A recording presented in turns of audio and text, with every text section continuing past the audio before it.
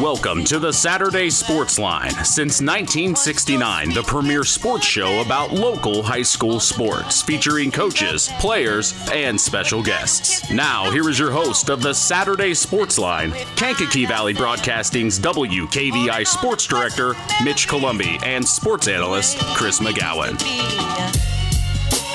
The final shows the Knox Redskins beating the John Glenn Falcons 42-22 is the final. We'll break this game down. It ain't all it seems. The way we used to be, even in your dreams. Looking back, we seeing what we want to see. The way we used to be. And good morning here on the Saturday Sports Line, the longest-running high school sports show in Indiana, thanks to our very own Harold Welter. 9 a.m. Eastern, 8 a.m. Central, wherever you are, this is your wake-up call. Good morning, Chris McGowan. Good morning, sir. Good morning, boss.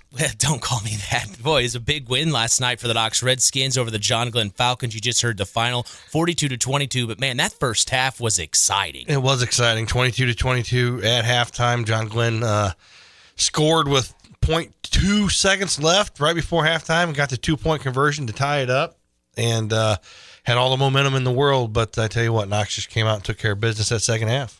Yeah, we see around our other area teams, the South Central Satellites, a tough loss last night to, Caston. 46-0 was the final. You got a feel for the Satellites right now. They're struggling. Yeah, struggling for wins. But, again, another young team up there for Buzz. The West Central Trojans took care of business on the road at North Newton. 36-7 was the final. The Trojans are 5-0, Chris. Yeah, they are. Marc Hall's got the Trojans rolling, and Morocco is always a tough place to play. I've had some weird things happen in both my career and coaching career, which we won't get into. But again, just it's kind of like, for me, it's kind of like going to Bourbon. I don't like it. Never have, never will. Well, the looks like the Culver Cavaliers, the North Judson-San Blue Jays. Blue Jays had homecoming last night. We'll talk with head coach Brett Lambert momentarily. 41-0 was the final. The Jays took care of business yet again. Yeah, at homecoming, took care of business. We'll talk to Coach Lambert here in a minute. And then another area game last night. The Winamac Warriors traveled to Bourbon and took it on the chin, 35-6. So that's our area teams in action last night. Also, big-time shout-out to the North Judson-San Lady Blue Jays golf team advancing to regionals. Also, Javelin Norham from Knox, Lady Redskin golfer. She's advancing to regionals as well. So we congratulate some area golfers taking the next step, getting through sectionals. But we'll go ahead and transition to North Judson-San Blue Jay football with head coach Brett Lambert. Coach, good morning. I asked you last week, I said, have fun, and you said, well, let's win first. Well, you won last night. It was at homecoming. Did you have fun? I mean, when it was all said and done, yeah. But in the moment, especially at times in the first half, it wasn't necessarily fun because Culver was doing some things that made it a little bit more difficult than I would have liked. But again, that goes just the fact that they have a very good coaching staff over there, and they're trying to get their guys to execute the way they're supposed to execute, and they were at times, and we weren't, which was a little bit frustrating. But the game started off awesome. I mean, we ran back the opening kickoff for a touchdown, so it was a fantastic start.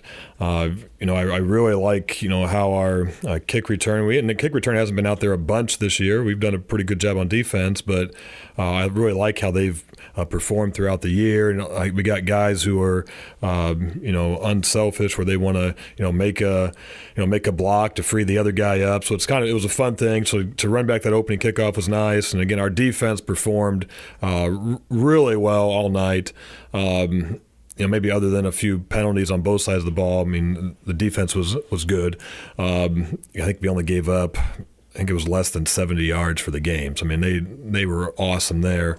And I want to say, too, I mean, I didn't look at my stats good enough here, but I think Alex Cager had an interception, Evan McGowan, Javen Christensen had an interception for a touchdown, and I think Aiden McGowan might have had an interception in there as well. I think he did.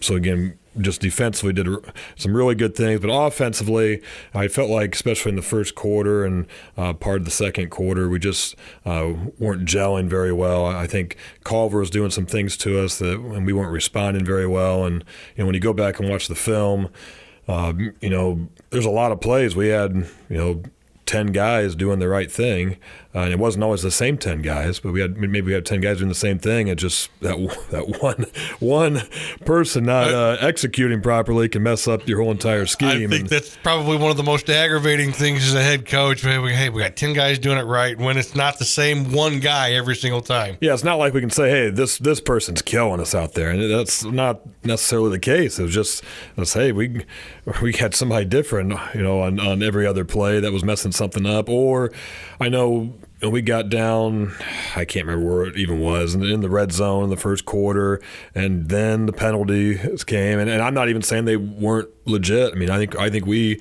were a little lazy with our feet at times and with our blocking. So I'm not criticizing the officials necessarily. We just need to do a better job of execution. And again, here I am complaining. We won 41-0, but there's still things to be learned from the game, and we definitely.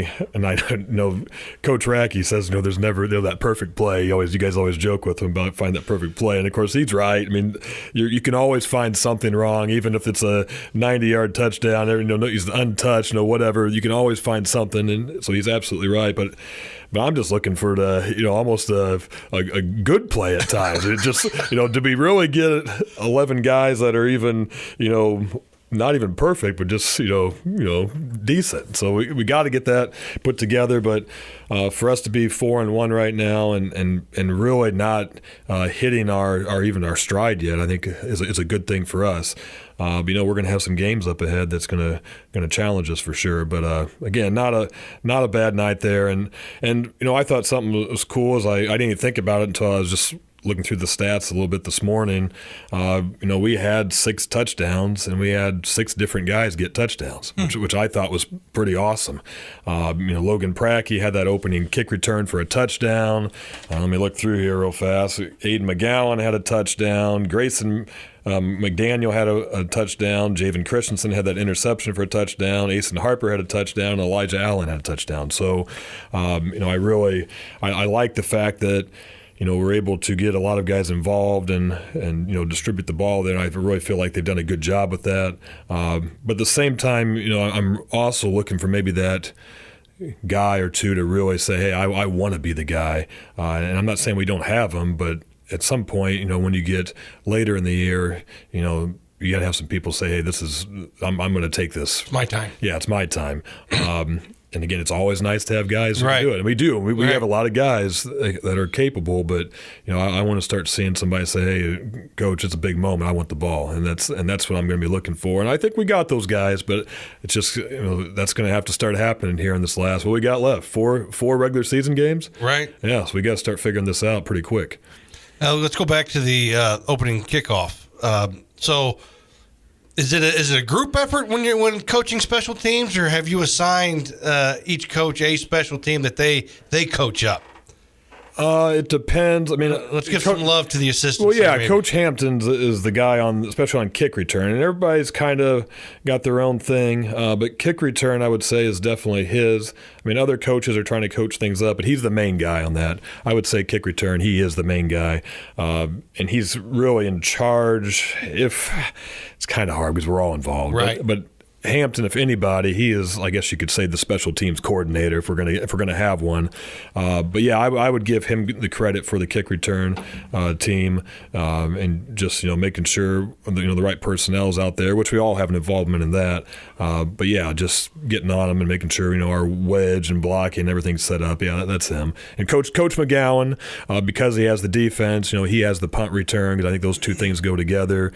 Kickoff team, I think, is a group effort. I think think that's everybody, to be honest. I mean, I'm out there yelling a lot, but probably I'm probably doing the least coaching. I'm just yelling. Then you got the punt teams probably. That's probably more Coach Wright. So yeah, there's right. Yeah, so it's a collaborative effort. PAT. I don't think anybody wants to take credit for that sometimes. So we all need to probably get a little bit more involved in the PAT because sometimes that's just been a interesting thing over the years, and not just from the kicking standpoint, but from the blocking as well. We got some work to do there, and then even our kickoff team last night, I felt like our kicks were a little sloppy, so we need to clean that up. So we got things to clean up, but again, if you can win the way we won and still feel not great about it, I guess it's not a bad thing. But like I said, with 4 regular season games left, we got to start putting the pedal to the metal and getting a lot better at stuff. Start fine tuning some things. So how is the health of the ball club through 5 weeks? I mean, obviously, other than the main man, CJ, we're doing pretty well. We got a few bumps and bruises last night, which obviously is going to happen. Every game you're going to have that, but I don't think we have anything significant. So yeah, we're in good shape. Of course, you don't even want to say it out loud. I hate even saying that. Yeah, but yeah, I think we're in pretty good shape. You see Triton, they are also 4-1, and they've been having some good games here the last few weeks. Some great play from Jaden Overmeyer. What do you know about them at this time, if anything at all? I mean, they want to be a physical football team, and I think that's the mentality that their coach is trying to bring there. And I think the kids seem like they're starting to kind of attach themselves to that. So it's going to be a challenge. I mean, because it's not just, we mentioned Overmeyer, but they got a bunch of guys there that are, big and strong. They've always had athletes. But again, if they can get that physical mentality over there at Triton, I think that's going to go a long way for them, because that's, how you win football games, is being physical. And, playoff football games is all about being physical, playing great defense, because when the weather starts turning and, those spread teams have receivers that, can't catch a ball when it's 35 degrees outside, and the hits feel a lot worse. I mean, that's why you got to run the football and play great defense. That's why we've had success. So Triton has a really good defense. They're running the football really well right now. So I guess they're using the correct formula to be successful. And that's the formula that I enjoy. I know Coach Radtke enjoys it. You look at traditional powers like Pioneer, that's what they're doing. That's how you win football games, ladies and gentlemen. So you mentioned several things that you want to clean up or work on. What's going to be the biggest emphasis this week in practice for you then? We just got to get better. I mean, in all phases of the game, we have to get better. There's just there's some things I just don't feel like we're executing properly, and it looks a little sloppy at times. So yeah, we have to get it done all the way. I mean, and it's not, like I said, it's, from up front to the backs, and it's not just the backs blocking, but it's just, also, running the ball for the backs, but it's also blocking for each other. Quarterbacks, we got to make sure we have the right reads, and then just being confident in that, and it's just all the way across the board. And then special teams, we have to be on at all times. I mean, this is gonna be a good game. I mean this is Triton's, I think, a legit team. They're starting to feel that. So it's our job to make them uncomfortable and not feel good about themselves. It sounds like this game could present something that you haven't seen in a few weeks, a little adversity perhaps.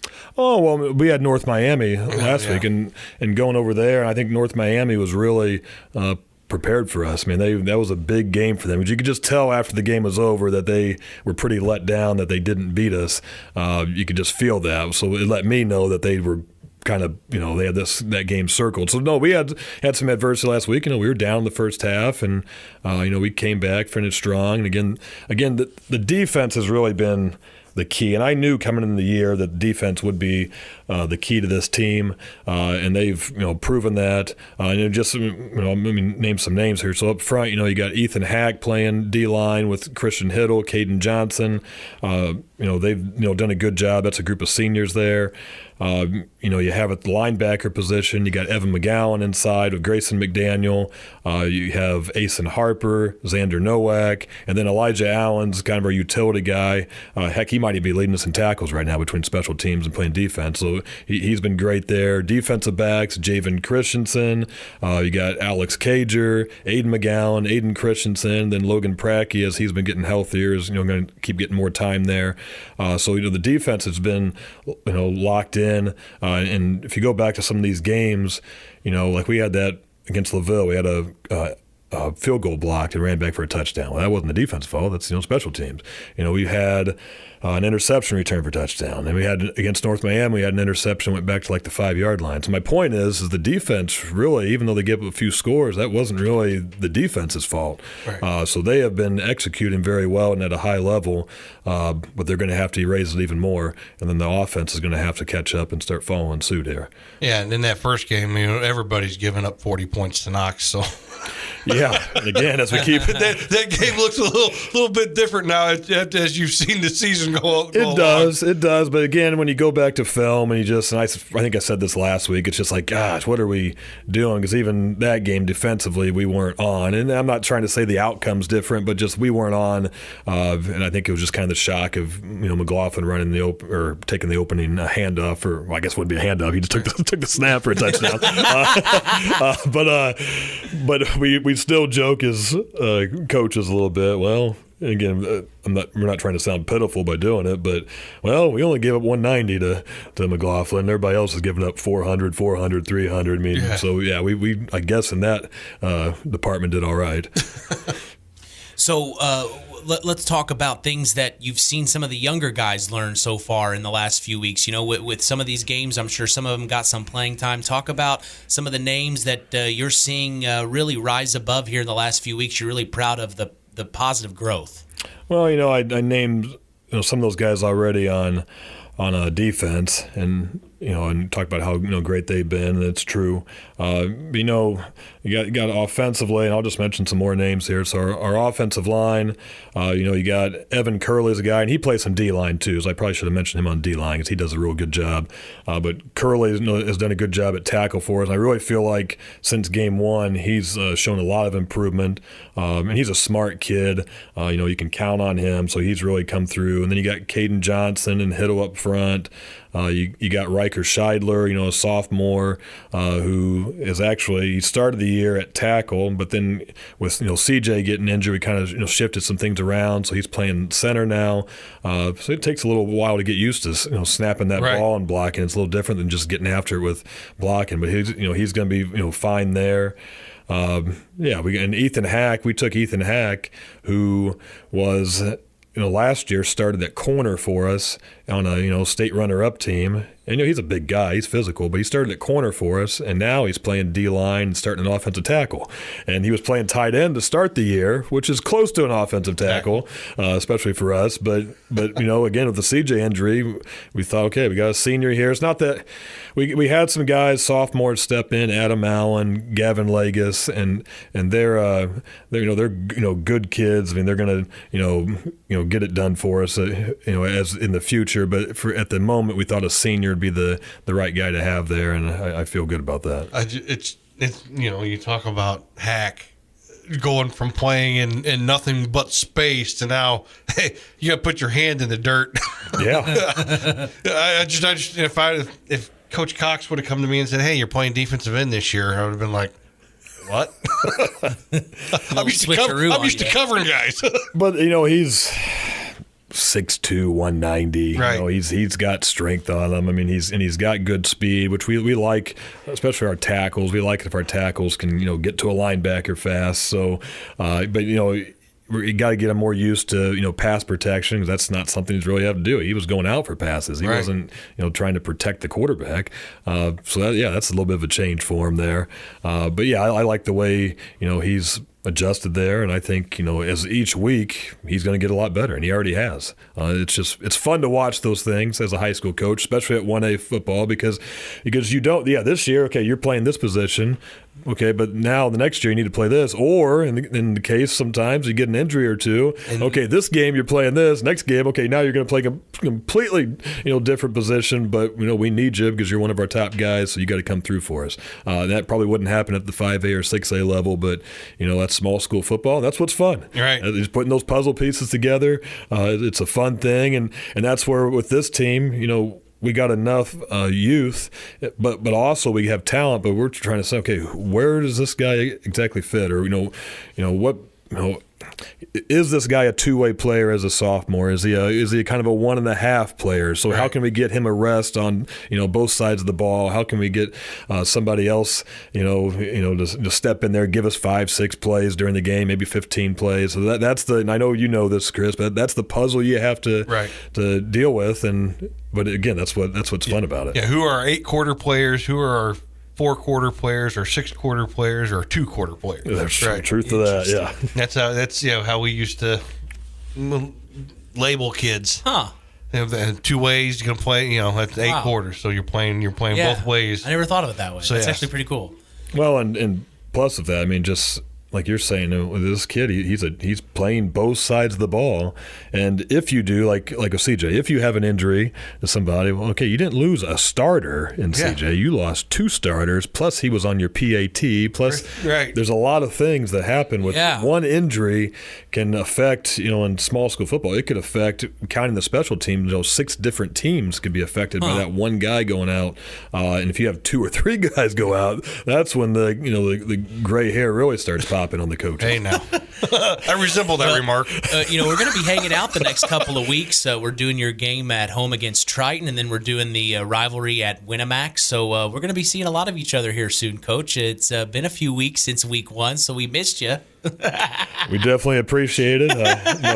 We love having the coverage, and but hopefully, over those weeks we've grown up a little bit, and we're a little bit different team than we were, because you just had us week 1. Exactly. Right? It'll be fun to see the growth. I've been there a couple times on the sideline. Yeah, Chris has been there, but do reports, but so hopefully you guys see some major improvement. Again, we're going to need it this week, because Triton, like I said, they're rolling at the right time, and I wondered what they would be, because when you get a new coach, but I knew they had talent. So again, I think their coach is doing some good things there. So we're going to have to step up to the plate and know, as a coaching staff and as players, this is going to be a big game. Well, Coach, as always, I appreciate your time coming in this morning, and we'll talk this coming week at practice. All right, that sounds great. All right, that is head coach of the North Judson-San Blue Jays, Brett Lambert, here on the Saturday Sports Line. We're going to take a quick break, come back, we'll talk Knox Redskin football with head coach Russ Radtke after this. He'll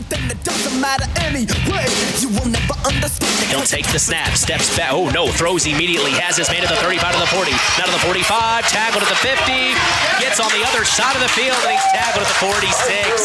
It is a completion to number 20. That is Anthony McGuigan there. Out of the gun. Russ takes the snap, steps back, looks to throw, fires over the middle. It's caught! Touchdown, Falcons! They'll score first! And Archer Rust is pumped up on that one. 6-0 early. The Falcons lead.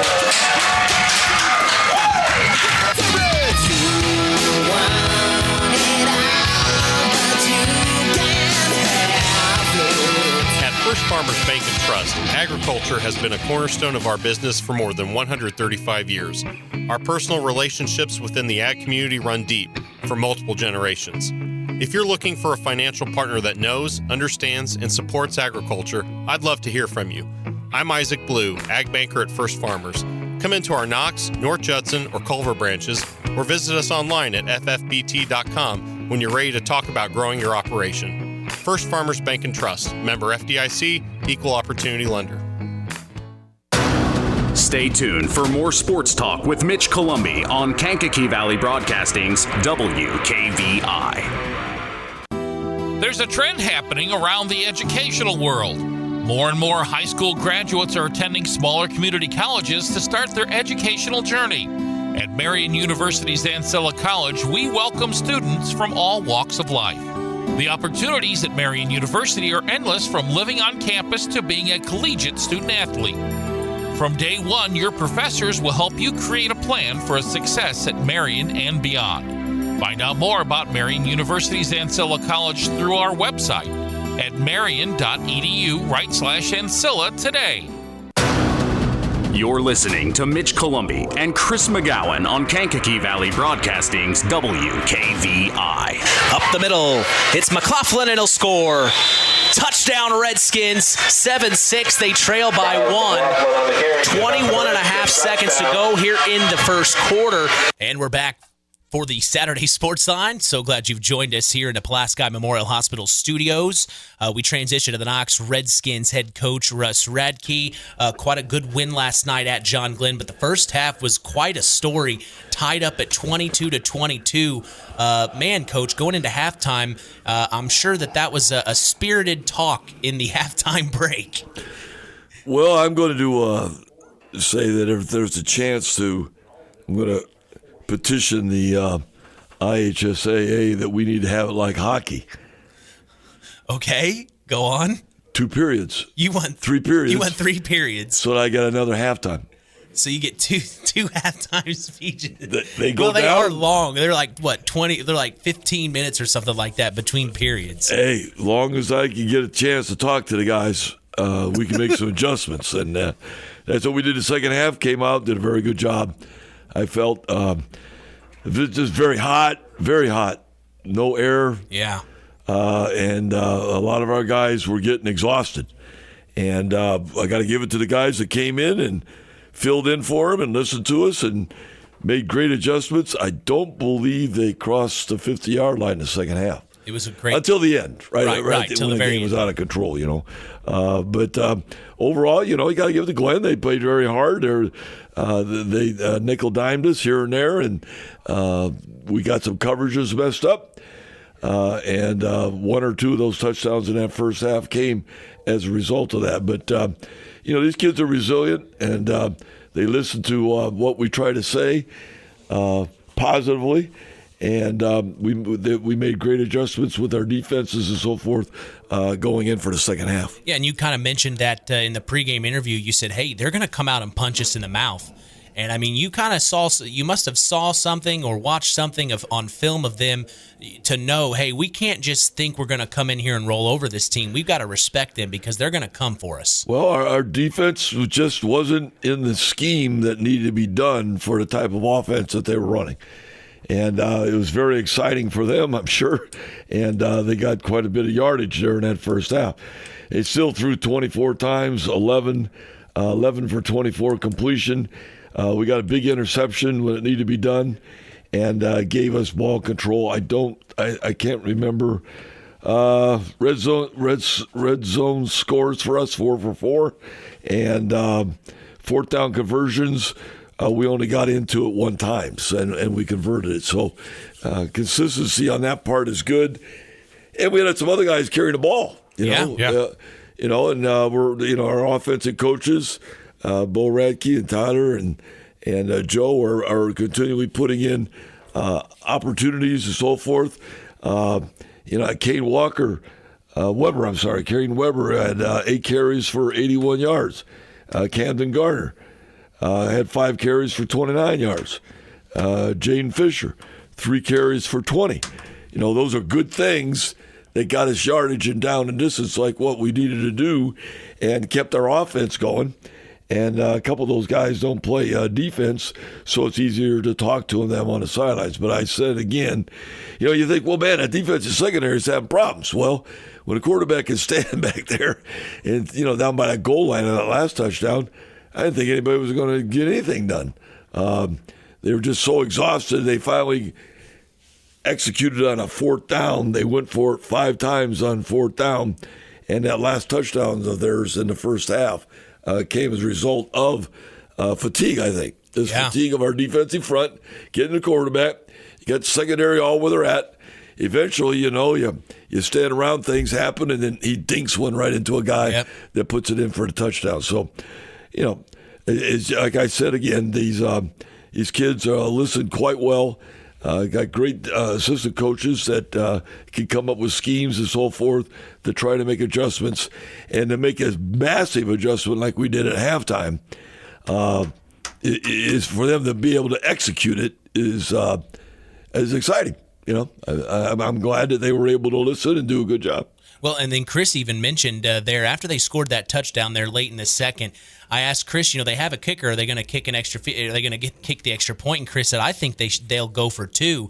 And then they did to tie it up to end the first half tied up. I mean, that's an interesting situation there when they had a kick. You don't know what they're really going to do. Well, you can try to match scores with Knox, but again, if they're going for 2 every time, I mean, the advantage of going for 2 is the fact that eventually, after 3 scores, you've got another touchdown on the board. You've got an extra 6 points. So you don't have to put the ball in the end zone as much. And to keep pace, you got to be successful 50% of the time. Now, Coach Radtke here, they're a lot more successful than 50% of the time, so it puts them ahead of everything. So eventually, you get to the point where. Yeah, you got to start matching scores, and that's exactly what happened. And it was Archer Russ. I mean, that sophomore quarterback, you guys had him. He just made a good play that got the 2-point conversion in there. So, we've talked about it before, Coach. When you see mobile quarterbacks, that's only good for your defense to see later on in the season when you see some of these teams that just have these mobile quarterbacks that can also throw. And I'll add that to that 2-point conversion. They only had to go from the 1.5 yard line. Yeah, because they ended up with a penalty on the touchdown, for a face mask or whatever, and so half the distance to the goal right there. It's definitely matching and so forth. I just think that our kids played in a mannerism. Not like you saw the second half. Right. The way our defense came after people, getting up in front of them. Somehow we knocked the quarterback out for. Yeah, he took a hit to his throwing arm. Yep. Yeah, what it was for a few minutes. So then they had a freshman in there, and then we knew, okay, now they're going to hand it off. They're not going to throw it, so we were able to stop them on a 4th down situation. These are all things that work to our advantage, but you got to give it to some individuals that came in and did a great job for us in those situations. Cameron Duff came in and played in the secondary and so forth because we feel we need a little faster, quicker people. And I just saw him out on the band performance field out here getting ready for a First performance. Thing in the morning. So we got kids that do a lot of other activities and so forth. And he filled in, did a very good job for us in that situation. And then we had a big South Florida defensive lineman that came in and played good for us. Braxton Reese, that played and gives a little bit more initiative and aggressiveness on our defensive front.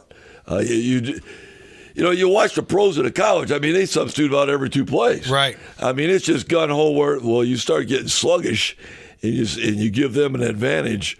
That's why you start thinking, do I really go to a sophomore or a junior? Yeah, you have to. You got to go to the youth and the resilience that they have of always coming in. They might not make a lot of tackles, but they're going to create some situation where the quarterback not setting where he wants to go. And, those are things that are exciting and good for us. Got to give it to our backside offensive tight ends, Cole and Radtke. Both a lot of audibles went back against the grain last night. These are all things that have to happen so that you don't just think you're going to your strength or power side all the time. Well, and then that is a very formidable opponent in the same conference 2 weeks in a row. You talked about Tippecanoe Valley kind of changing things up defensively every other play or every few plays. I remember you talking about that. And then now you see John Glenn, and this is exactly what you were talking about, a competitive conference to prepare you for the postseason. Well, they're Glenn's a good team. Now they might be 2-3, but they definitely have they're a 3A, but will probably be a 4A on a new declaration. A lot of kids, you saw all the construction going on. They're getting ready already for the new township and so forth that they put into their conglomeration up there on the south side of South Bend. So they're exciting and growing. And like you said, they had a sophomore quarterback. Was he a sophomore last night? Yeah, Archer Russ, a sophomore. He was a sophomore last night. Okay, because then that means when he was at halftime of our game last year is when he got to start as a freshman. Oh, wow. So he's been in there already. Right. And he's coming along and knows what he's got to do. So got hands off to him and hats off to him and how hard he works. But that offensive line, and if you're there and watching them, they might not be 100% blocking all the time. But they're creating situations where McLaughlin or these other running backs can find a little space, a little path, an opportunity to go. You surely thought we could possibly throw the ball a couple times last night too. But then again, if it falls incomplete, the clock stops until you want that clock ticking. In that second half, we did only because of the fact that I just don't like to play there. It's just not. You got that thing, life that you don't like, and right. And that's just not where I want to be. When I was up at Griffith, it was we just didn't like the idea of having to go to Andrean. Okay? You're back in a old dungeon locker room, right. a half a mile from the field. That's all the situations, Then you go to, when I was at New Prairie, we just didn't like to go to Penn. They got 45 toilets for their fans. I tell you what, we ought to just have a show where we just talk to the coaches about, okay, what places do you not like to go? Me, it's Morocco and Bourbon. Oh, yeah, okay. Bourbon's kind of neat, though, because you go down through that big tunnel to get ready for the game and so forth like that. But it's just an atmosphere. And then they warmed up in black uniforms. And then, they pulled out Notre Dame and threw the big red ones on us last night. All right? That was interesting. So I don't. It's part of opportunities that motivate young kids and so forth. And they came out with it. And we lost the coin flip. Had to play defense first. Yep. Something we need to be ready to do. And then again, like I said, I can't give it anything. I talked to the defensive linebacker. He says, "Hey, I thought I had a man in the middle of the field waiting for me." And we had changed into a defense that he didn't on that third down. And so it was a great completion right down the middle, and they knocked it in. So it's a scheming and so forth. And we got a lot of headaches coming up for this coming Friday. Yeah. Because from what I understand, or I haven't got to look too much at it, I think the game last night with Tippy Valley, with a few minutes to go, was something like 33-31. So the final was 38-28. 38-20. So it was 31-28. Right. 31-28 with just a few minutes to go. Yeah. Only because of the fact, again, that they can dink it here and put it here, and if you're coming up, they'll flop it over the top, and you've got to be able to. And every play is a new formation, from what I understand. So hey, we'll work on it, and it's a challenge, and we're going on the road again. So is there a song like that? On the road again. On the road again. Yeah, Willie Nelson. Willie. Yeah. So you look like a Willie fan. Oh yeah, for sure. I might not know all the words, but I can hum it. Hum it. He hums along. Well, hum it or gum it or do something with that. Well, I heard you said Tyler, Bo, and Joe. It reminded me when you said Hard Rock Cocoa and Joe last year. That's what it was last night. I mean, it's fun. Every coaching staff and every community. When we were walking off to half, 22-22. The fans, they're not yelling at the kids, they're yelling at the coaches. Get your act in gear. Let's go. What do we think we're doing here? You're walking off, trying to puzzle. Oh, they were after my coaches. Oh, that guy. Well, of course, when they yell Radtke, it might be a lot of us, but they're hungry. Right. They know what we can get done back in there, and those kids are going to listen to us. And this happens at all school corporations and all coaching staffs. Really appreciate it. I think another problem was half of our fans weren't even in the bleachers when the game started. They had construction going on, and we still had fans way back in the parking lot, 35, 40 deep, that couldn't even get into the facility yet because of what they were doing with one ticket booth. But that's all the situation, and I just appreciate the community eventually got there and the people that got in to try to really help and keep these guys going. We're going to need it next week. Yeah, we heard him across the way. It was a lot of fun last night. Big win against John Glenn. Good luck this coming week at LaVille. Coach, we'll talk to you soon. Well, Chris asked me at halftime coming out, what we got to do. I don't know, is that before we went in or after we came? That was when you came back out. I knew better than to talk to you beforehand, because you'd have probably just said, nope, I got to go make some adjustments. Either that or I told you, why don't you interview one of those parents up there, one of them fans that are yelling at me, I would have went right. We get Joe over here right now, that guy right there. He'll tell you what's going wrong. What adjustments does Knox need to make? Maybe they need to bring one or two. Yeah, maybe they need to bring one or two of them in the locker room with me. Right. Might fire everybody up. If you guys want to listen to them, or are you going to listen to me? Yeah. I'll get it from Dad when I get home. But hey, this is all fun. It's exciting, and it's good for the community and our areas and so forth. And I'm sure it's getting done weekly by all our different teams and so forth around the area. And like you said, that was the first time you guys were there last night. Were you guys in the other press box? Yeah, they did put us at the home side press box. I thought they were going to put us over on the other side, but they put us in the home side press box. So we saw you from across the way. Well, good for you. Because Knowlton was up there in the dark all game. We had lights. I couldn't understand. Then the lights are going on and off during the game. Yeah, after touchdowns, they have a touch screen where they can when they score a touchdown, they push the button and then the lights flicker, and it's pretty. What happens if impressive. that goes off during a play? Well, ball's in the air, and we have no idea what just happened. Someone touched the screen. Yeah, I mean that's a strange situation for that. And McLaughlin did a great job for us. Got yardage, which was necessary, but he got an interception. Yeah, he plays back there and waits for the other guys to do their tips. But boy, I tell you, if you if I can just say one more thing, if Ashton Walker and Maddox Kinder and Isaac Singleton don't play football like they did in that second half, we would have been a rough night, which they had problems early. Because even Singleton went up for a big interception. Yep. I believe that was third or fourth down long, whatever. And two guys go up right in the middle of the field, and their guy came down with it, Yep.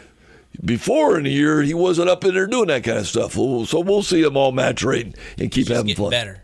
Yeah. Well, Coach, I appreciate your time. Good luck this week against LaVille. All right, thank you very much. Want to have everybody there, fans. All right, that is head coach of the Knox Redskins, Russ Radtke, here on the Saturday Sports Line. He loves this song. We're going to take a break. Oh, here we go.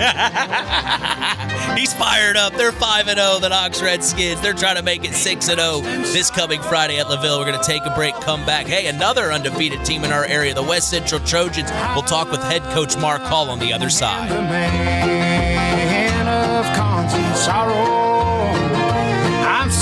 Next play, 2nd and 9 from the 46. Arch Russ takes the snap across the 45 to the 50, out of the 45 to the 35 to the 30, 25 to the 20, 15, 10, 5. It'll be a touchdown, John Glenn. Archer Russ and the quarterback keep. Huge play.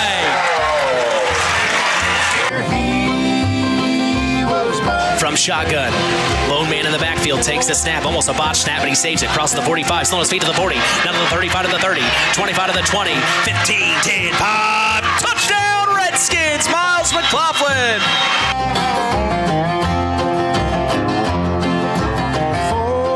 It's hard to believe, but time sure does fly by. Collins Insurance Agency in downtown Knox are celebrating over 30 years of taking care of all of your insurance needs in our communities. If I could turn back time. And we're not going anywhere. Stop in and see Jim and the crew at Collins Insurance Agency in downtown Knox. Insurance you can count on from a business you've trusted since 1989. Proud presidential partners of Western Reserve. Coke Zero is now Coke Zero Sugar with great Coke taste. Some people were excited to hear the news. Some were skeptical. So we're not going to have the star of the show you're watching come out and say, "You'll love it." No special jingle written by this week's hottest pop star. No famous internet celebs who happen to be holding the label just so. Okay. maybe just one little pour shot. The only thing that will make you believe Coke Zero Sugar has great Coke taste is trying it yourself. Ice cold Coke Zero Sugar. Try one today. Let's continue the conversation with area high school coaches and more on the Saturday Sports Line. And we transition to West Central quickly. The Trojans 5-0. Their offense is averaging 44.4 points per game. Their defense is only allowing 7 points per game. Huge win last night. They only allowed North Newton 7 with the big win, 36-7, the final. Head coach Marc calls on the line. Coach, congratulations on another great start to your season, 5-0. It's got to feel good. Yes, thank you for that. The kids have been playing really well. They've done what we've been asking them to do, and very happy with the results we've had so far.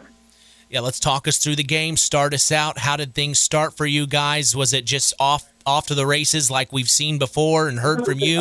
Yes. They wanted the ball. They won the toss, wanted the ball, and we forced them to go 3 and out. We blocked their punt, and then Dre Virel picked it up and took it in 16 yards, and we were up 8-0 quickly. Wow. He also added the 2-point conversion, so it was within a minute of the game, minute and a half of the game, we were up 8-0 already. So got off to a fast start. We kicked off, made them go 3 and out again, and then Felipe Bazan, they got the punt off the next time, but Felipe Bazan then took a pitch 55 yards around the outside, and then Connor Huber added a 2-point conversion. We're up 16-0, and it's probably about midway through the first quarter by this point. But then we again forced them. I think they got a first down, or maybe they got one first down on the next drive. Then they had a punt, and then we ran several plays, and were able to get Connor Huber in for a touchdown. Then Felipe Bazan added the 2-point conversion, so we were up 24-0 early before the first quarter ended. But then second quarter, we continued to play really well.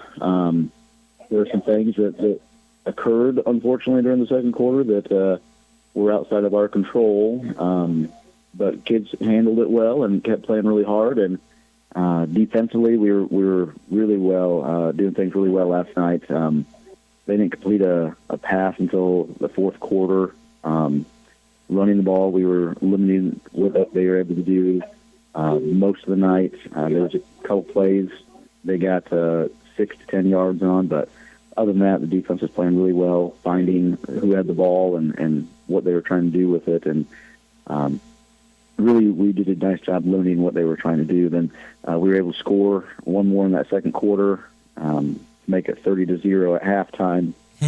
And then third quarter, we got the ball and went right down the field, and Felipe Bazan had another touchdown.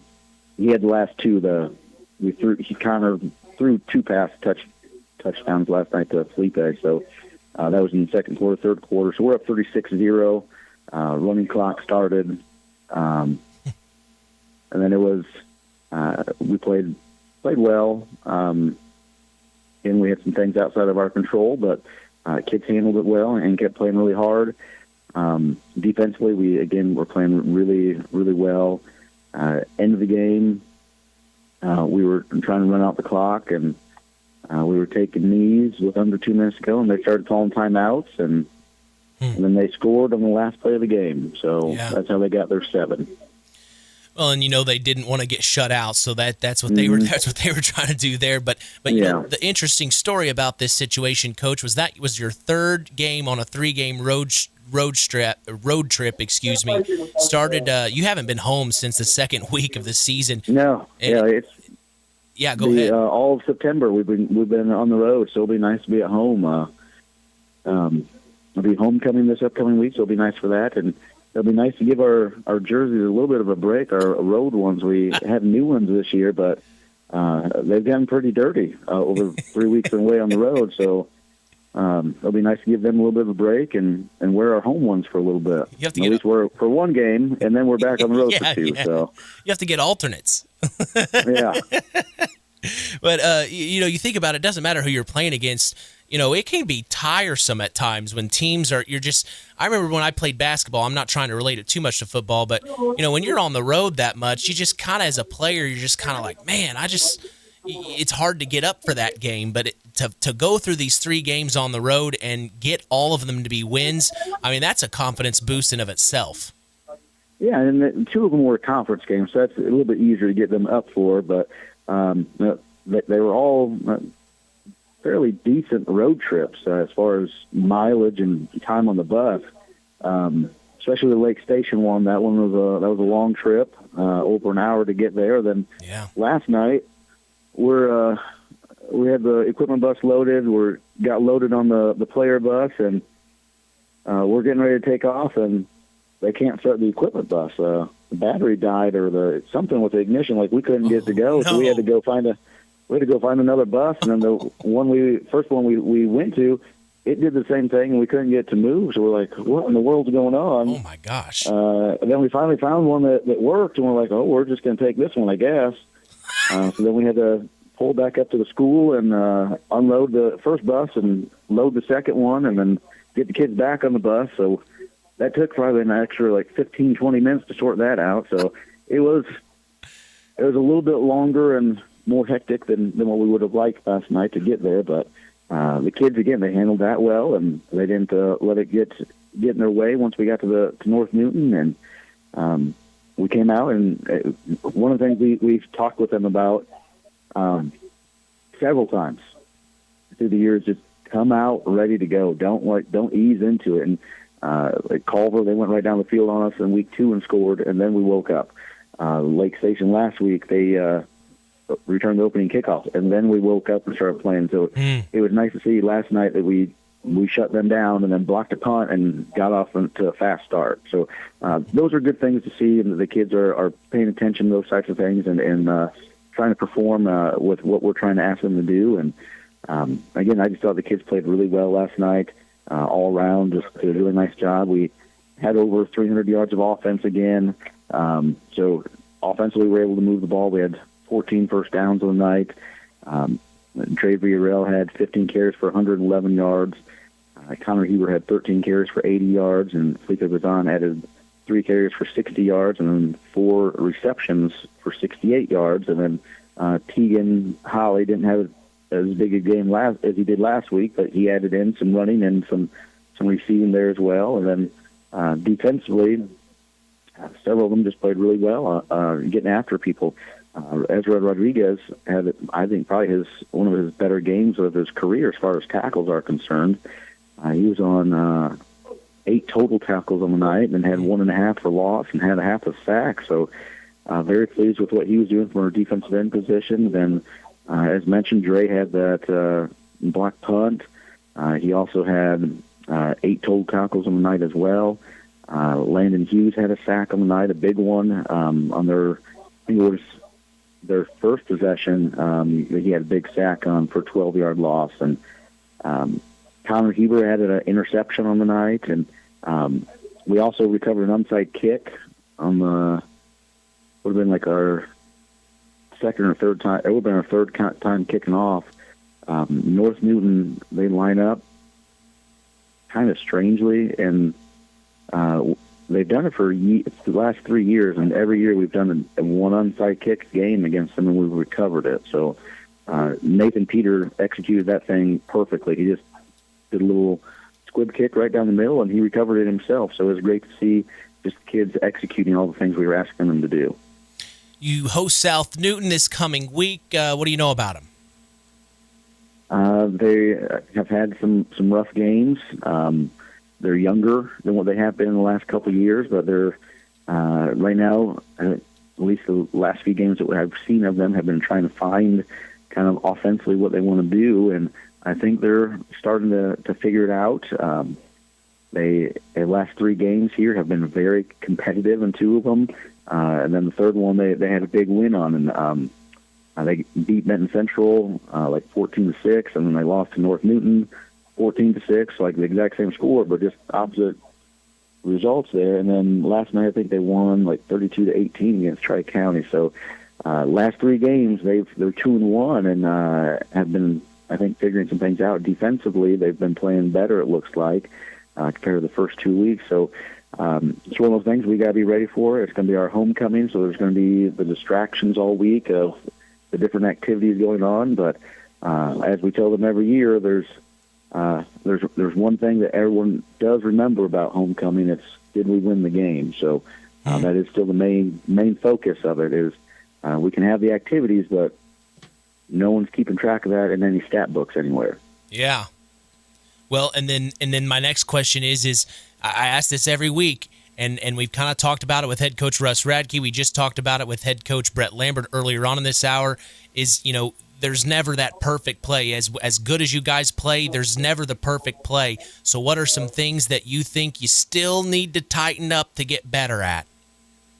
Our biggest thing, at least last night, was penalties. And it was, I thought our kids were fine. We blocked hard, and that was great to see. So that's one of the things that just going forward, we got to adjust to what refs are doing a little bit better, how they're calling games. But that was something we got to work on. Defensively, probably squeezing gaps still on the defensive line. There's a few times we got a little bit out of alignment there, but we were able to recover. It's just, I don't want to get in that spot to begin with. And then just other than that, like we're cleaning some things up offensively. I think reads we can do a little bit better at it sometimes. And communication along the front line. There was a couple plays last night that first half we got to half and we're like, well, what happened on these things? Why aren't we getting these things figured out? And they said they couldn't hear each other. So it's you got to communicate better and get those signals called out faster or louder or something, or we got to pay attention more. But some of those things we got to be able to. Some plays are there that we just got to be able to make them. Well, Coach, it's always an honor to talk to you. Congratulations on the 5-0 start. Let's make it 6-0, huh? Well, thank you. That'll be great. That's what we're trying to go out and do. And thanks for having me on. And have a great week yourself. Yeah, you as well. Enjoy the rest of your weekend. Thank you.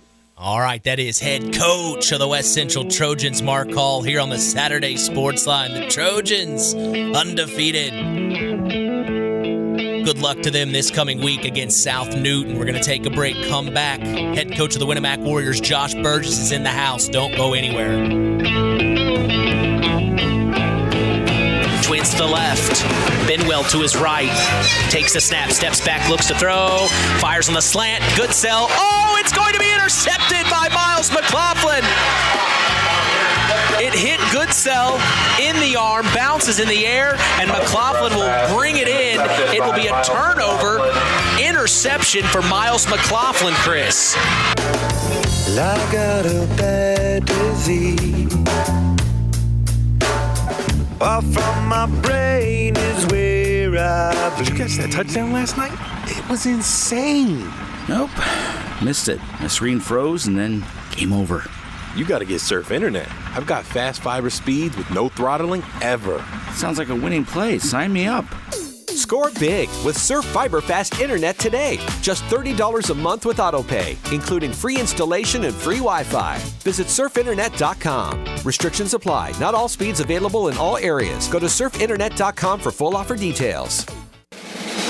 Stay tuned for more sports talk with Mitch Columbi and Chris McGowan on the longest-running high school sports show in Indiana, the Saturday Sports Line. Frayne Mortuary in Winamac is family-owned and operated with 3 locations serving Pulaski County and the surrounding communities. Frayne Mortuary has provided our community with caring and compassionate service for loved ones. Our licensed staff is available to assist you with pre-need funeral planning and at-need funeral planning. We provide traditional burial and cremation services. We offer a full line of headstones and monuments at Frayne Mortuary in Winamac. It's our family serving your family. The Stark County Co-op has been a member-owned farm services co-op in Stark County since 1928. That's over 90 years, and they're still providing the same quality agronomy services to the farming community of Stark and surrounding counties. The Stark County Co-op is an LP and fuel provider. The Stark County Co-op purchases grain at both locations, Hamlet and Brems. You can reach them by phone at 1-800-782-3392, the Stark County Co-op. Listen for more insight in local high school sports on the Saturday Sports Line. Here's your sports director, Mitch Columbi. And we're back from the Pulaski Memorial Hospital studios. We're talking Winamac Warrior football with head coach Josh Burgess. Tough loss at Triton last night. Chris, you got something? Yeah, I'm talking to Coach Burgess in the waiting area here while you're interviewing Coach Hall. I want to apologize to the man. I said early on, and they took it on the chin last night. And talking to Coach Burgess, it was 14-6 with 9 minutes left to go in the game. So right there, towards so the I want to apologize to the man here. No apology necessary. I'm man enough to admit when I make a mistake. Yeah, I got up this morning, saw the score, and I'm like, well, that's the thing. You look tough night. Yeah, you look at scores across the state. I do the same thing too. You look at them like, hey, this looks like it was out of hand, or this looks like it was closer than what it was. I mean, you don't know unless you're there. See, this is why we have this show. Yeah. Exactly. To get the full story. But I feel like a big horse's rear end. Well, that's just first glance. Yeah, never judge a book. Probably look like one too, but hey, never judge a book by its cover. Well, and Coach, you probably carried a little bit of that confidence from last week when we saw your win at Culver. So talk about the moving into this week against Triton. They've been playing well the last few weeks. So to know that now going into this interview, I mean, that's got to be pretty good for you guys. Yeah, hey, we want to try to win every game we're in. I'm not huge into moral victories, but I was telling Chris off air, I think defensively we're starting to get some things figured out. We're playing better. Triton's got a quality team. They've got a good back in the Overmeyer kid. They're quick up front. We knew going in that their defensive front four, especially their ends, were going to give us some issues. And offensively, we struggle a little bit, especially in our run game, just with their quickness. But defensively, we got some big stops, especially in the first quarter.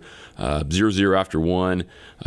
We had a couple opportunities offensively down inside the 20 that we didn't cash in. We had a drop ball, or we had some guys open and the ball didn't get to them, or we were one block away. I talk about it a lot. It's just the consistency. We're seeing glimpses of really good things, but we've got to consistently do those things, play in and play out. And, when you're playing a quality team on the road, you got an opportunity to get some points on the board before halftime. You got to do it. So we didn't. They got a couple scores in, gave up kind of a big run where I thought we had them inside the 20 to set up their first score, and they got one back. But still 14-0. We come out in the third quarter, get a big stop. Coming out of halftime, we drive the ball down the field. Again, make some plays. Ivan Cardenas had a nice run on a jet sweep, really good cut it up. We were able to get in with a quarterback sweep with Xavier Adriano. Tierson Wolford had some hard gained yards. They were kind of focusing on him after last week, which understandably so. So we get something together, get it 14-6. We get another stop, and we're feeling pretty good. We completed a pass out past the 50. We had a hold. So that put us back inside the 20. And then after that, things kind of went downhill from there. We didn't get the first down. They come back and score to make it 21-6. We fumble on the next play. Xavier Adriano went out. He's okay. We got him checked out. Good. But, we put a sophomore quarterback in Parker Abbott that hasn't taken a lot of snaps in, so no fault of his own. But, we just didn't get it done at the end. They got a couple scores in, so that bumped it up to 35-6. But I thought, especially defensively, we're starting to get some things figured out. We've got some kids in positions here the last couple weeks that fit them. So we just need to consistently get some things offensively figured out. But we're making progress. Again, no moral victories for us. We want to try to win every game we can. But I thought at times last night we played well against a very competitive team. Yeah, it sounds like it's just being able to put the full 48 minutes together. Yeah. When you're talking, and I've been there, as a head coach. It's why I'm bald and gray haired and I don't do it anymore. But you talk about 15, 16, 17-year-old kids, and there may be an offensive play, and we talked about it off air, that, hey, it's not coming to my side of the field, so, hey, I'm going to kind of take this play, not really take it off, but, hey, it's going away from me, so I don't need to really, concentrate on what I'm doing here, and it's just, and not cutting off the backside tackle or cutting off the backside end, and now they're scraping down and taking that pursuit angle, and they're making the play to where, hey, if you cut that guy off or just step in front of him and impede him and make him go around you, maybe you're breaking a 4-yard run into a 25 or a 30-yard run. Yeah, exactly right. We talk about with our kids a lot that, you've got to be accountable to yourself and do your job on every play, but you got to trust the guys around you to do their job too. So I think we're getting better at that. We just need to continue to improve on some of those little things, especially with the consistency for 48 minutes. We're seeing glimpses now as we kind of transition to the back end of our schedule with tough teams to finish up with. We've got to continue to get better as we kind of look toward the tournament here in about 4 to 5 weeks. Yeah, looking at the stats that you shared with me, Triton had 4 penalties. You had 2 penalties. So you're cleaning that up. We talked about it last week with the penalties that both Culver and you had. So that's getting better. You mentioned the interception, and then unfortunately a fumble, it looks like that happened. So, there's still some things that you're cleaning up, but it's getting better each week. Yeah, you can't turn the ball over when you're trying to come back in the fourth quarter, and we did. So we got to get that cleaned up. But I was happy with the effort of our kids, especially the second half.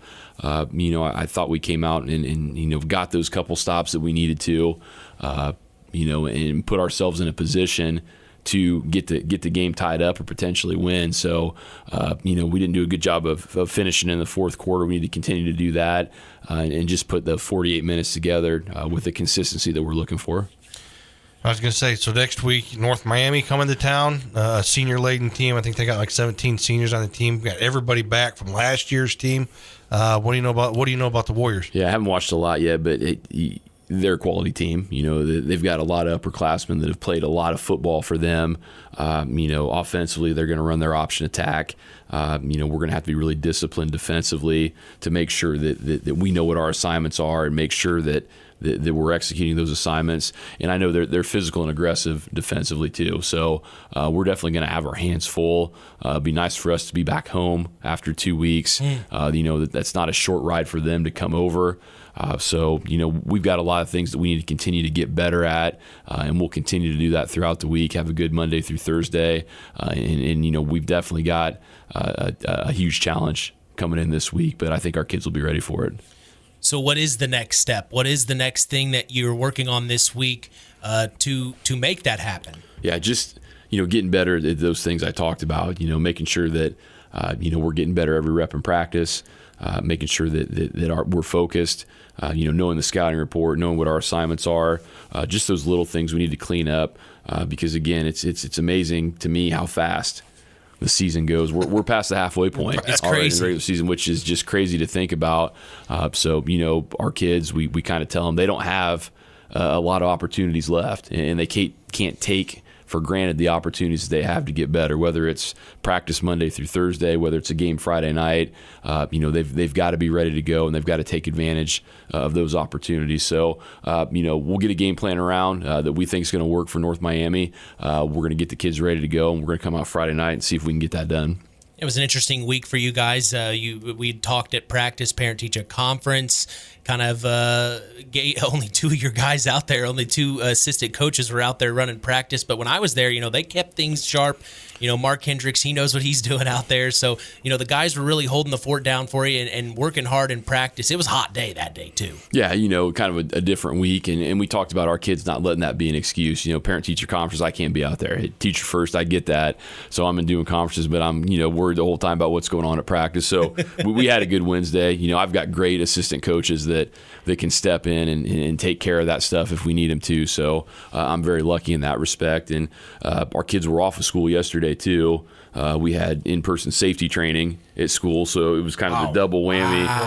But again, I thought our kids did a good job. I know they were up and at breakfast, and you had to travel. Then we get on the bus and go an hour to play at a place that it's different with that walk. I know Chris has talked about it before. You're going religiously. You're going through the parking lot, and then it's almost like you're in a residential area. When you get out to the field, there's houses all around, and but I thought our kids did a good job of not letting those things be distractions. So that bodes well, especially going forward. As we start gearing up for the last part of the season. Got some big games coming up. Yeah. This one obviously is a big one for us. We're going to focus on North Miami first and go from there. But we're kind of looking toward making sure that we're ready to go for the tournament, which is honestly not that far off. Right. Yeah. So the only thing that you missed this week was, Might as well have said, hey, let's go and do team pictures this week, too, because get it over with. Just get it over because with. As a head coach, I hated that night. Hated it. We finally got those team pictures scheduled to start the season on a Saturday where we're not doing a whole lot. So, hey, we've got that squared away, but you're exactly right. Hey, what else can we throw into the week? To make it a little more difficult, a little more distracting for our kids. But, our kids handled it. Our coaches handled it well. So, again, proud of the effort that our kids had. We just have a couple things we need to clean up if we want to get the results that we're looking for. Well, it's always great to talk to you, Coach. I know it didn't go your way last night, but good luck this week in preparation for North Miami. Yeah, appreciate you guys. Appreciate everything you do for us. Absolutely. All right, that is head coach of the Winamac Warriors. It is Josh Burgess here on the Saturday Sports Line. Our Athlete of the Week interview with Brooke Davis of Culver is up next after the break.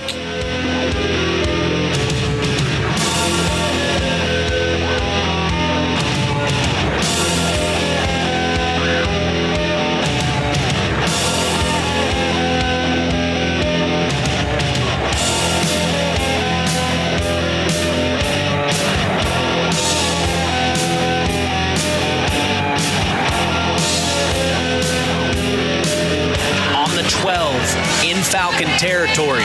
McLaughlin, the lone man, takes the snap out of the gun. Up the middle, breaks away to the 5. Touchdown, Redskins! It's Miles McLaughlin.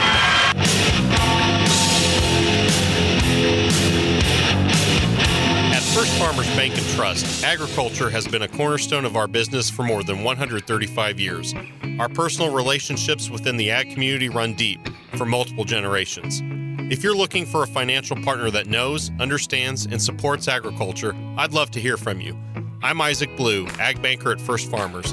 Come into our Knox, North Judson, or Culver branches, or visit us online at ffbt.com when you're ready to talk about growing your operation. First Farmers Bank and Trust, member FDIC, equal opportunity lender.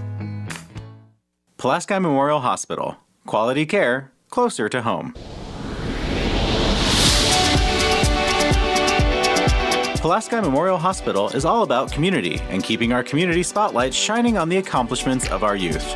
That's why PMH is proud to be a sponsor of our local high school sports action on WKVI, our community radio station. Pulaski Memorial Hospital. Quality care, closer to home. It's time now for Hour 2 of the Saturday Sports Line with your host, Kankakee Valley Broadcasting's WKVI Sports Director, Mitch Columbi, and sports analyst, Chris McGowan. We are back for more from the Pulaski Memorial Hospital studios. This is the longest-running high school sports show in Indiana, the Saturday Sports Line. It's time to talk about our Tyler Roth WKVI Athlete of the Week, soccer player from Culver, Brooke Davis. Defensively, Brooke has been a stronghold for the Lady Cavs. They are 9-0 right now. While they are scoring at will, the defense is backing them up, making them a tough opponent for anyone they face right now. They've got some big goals, and without further ado, here's my sit-down interview with Culver Cavaliers soccer player Brooke Davis. I'm talking with our Tyler Roth WKVI Athlete of the Week. It is Brooke Davis. Brooke, congratulations on being named our Athlete of the Week. But man, most importantly, I got to ask, what is it about the sport of soccer that you love? I guess I just love having the friends and the bonds I have with everyone and my teammates. I think that's really it. Yeah, and let's talk about those teammates. Talk about some of the other players in this team you think we should know about. Definitely Abby Zahner. Abby is definitely a big help on my defensive line. And then Allie, a huge shout out to her. She's done so much for as goalie. And then also Ava McCune. Yeah, I love her. She's so freaking good. As soon as she came freshman year for basketball, I was like, oh, she's going to be like top tier. And then I finally got on my soccer season my sophomore year, and I got to play with Ava, and it was just amazing. I love her so much. We were talking to Coach Neese last week on the Saturday Sports Line, and he mentioned, the success from this soccer team really stems from the defensive end, and he mentioned not many players can get past you. Talk about defensively, what kind of mindset you have to have, while all the other girls, you'd mentioned several. Ava McCune, she scores a lot of goals, Brianna Hamilton, we know she can score goals at will as well. So talk about defensively, what kind of mindset you have to have to back the forwards up and make sure that you can hold your ground at the other end of the field? Basically, as soon as the game starts, I'm locked in. Like, if it gets past the midfield or forwards, like, it's my job, and I know I have to go after that ball and put everything into it to make sure they don't score. I think that's basically really it. Yeah. And then talk about the goals for this team. What were some of the goals that maybe you and the other players had for this girls' soccer team? I think just teamwork, getting the ball through to spots that were open and free. That was really important. Just being able to communicate and talk to where things need to go, like the ball and stuff. Yeah. Did you guys think you'd be undefeated? I mean, here we are at 9-0. Did you guys think that this was how the season would be?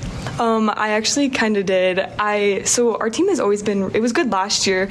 We just had Argus and LaVille, and I think the only competitive team we have this year is really LaVille. Yeah, and let's talk about the end of the season here coming up.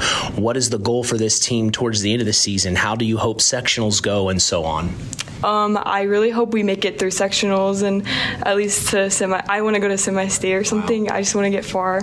I really love soccer, and it's definitely shown I've had a lot of growth with like teammates and just in general soccer. Well, let's talk about this coaching staff. What is it about Coach Neese that you appreciate? Oh, I love Coach Neese. I've had him for basketball, and as soon as I first met him, he was really rough and hard on me, but then I started to accept it. Like, coaches are going to be really hard on you, and that just shows that they know that you're capable of doing great things.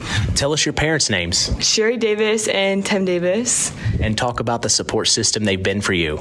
My mom has always been here for me. She's always come to every game. She's never missed a game unless my mom's like really like either sick or something, but she's always come. She always is willing to put in money towards things. And then my dad also, he lives far from me, but every time he has a chance to come, he'll be there. What does it mean to Brooke Davis to be a Culver Cavalier? I think leadership mainly. I'm a huge person on leadership, and also just being the nice and general person you are, just being yourself. Well, Brooke, I sure do appreciate your time. Congratulations on the 9-0 start. Congratulations on being a defensive stronghold for your team, and good luck the rest of the way. I appreciate your time, and once again, congratulations for being named one of our Tyler Roth WKVI Athletes of the Week. Thank you so much. I appreciate her time. Also, thank you to Athletic Director Mike Zahner for helping me set that interview up. As we are going to take a quick break, more sports talk on the way. You're listening to KVB's WKVI. It's the Saturday Sports Line.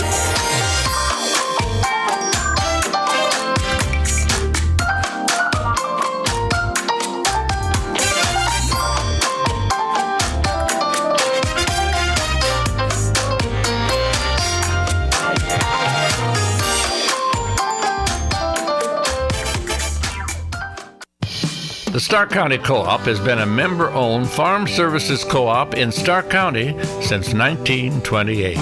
That's over 90 years, and they're still providing the same quality agronomy services to the farming community of Stark and surrounding counties.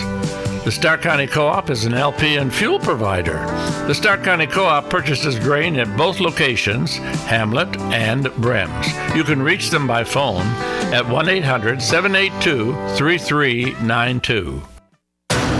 Stay tuned for more sports talk with Mitch Columbi on Kankakee Valley Broadcasting's WKVI.